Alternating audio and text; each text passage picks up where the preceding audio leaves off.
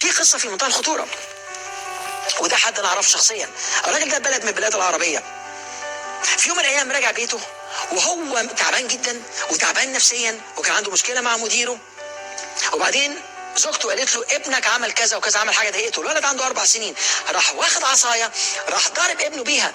ما خدش باله ان العصايه كان فيها مسمار، فالولد رجله اتفتحت، اخدت 12 غرزه. 4 سنين يكون عمل ايه يعني؟ ودوه المستشفى. المشكله بقى الولد كان المسمار كان مصدي، فعمل غرغرينه في رجله، ورجله دخل فيها تسمم. فالاطباء اضطروا يطعوا رجله اليمين لغايه الركبه. الراجل ما كانش مصدق نفسه، كان واقف بره اوضه مش قادر يجمع قوته عشان يخش يشوف ابنه. وبعدين اخيرا مسك نفسه من البكا ودخل قعد لابنه. هو بيقول له سامحني، والولد بيقول له بابا مش عاوز اشوف دموعك ابدا، وعمري ما هعمل اللي انا عملته ده تاني، بس لو سمحت اديني رجلي تاني وانا مش هعمل كده تاني. الاب ما استحملش، طلع فوق سطوح المستشفى ورمى نفسه من فوق. ايه السبب؟ اتصرف بطريقه لا واعيه، ضرب ابنه من غير ما افكر. مش عارف ان ابنه ده هديته من الله سبحانه وتعالى. على فكره احنا لا نملك اولادنا، دول هدايانا من الله سبحانه وتعالى، وهنتحاسب عليهم او نتحاسب بيهم. لازم تاخد بالك، ابني او بنتي اربيهم احسن تربيه.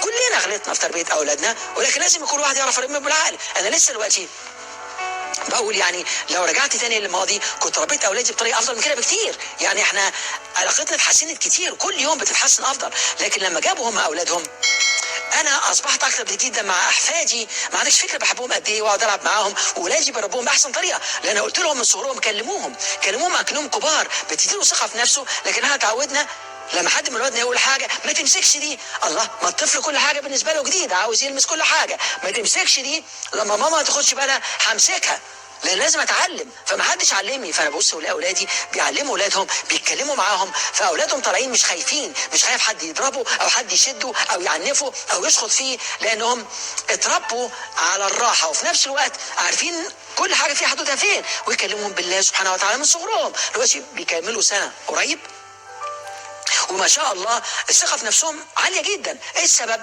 بيعرف ازاي الاب والام يعاملوهم صح.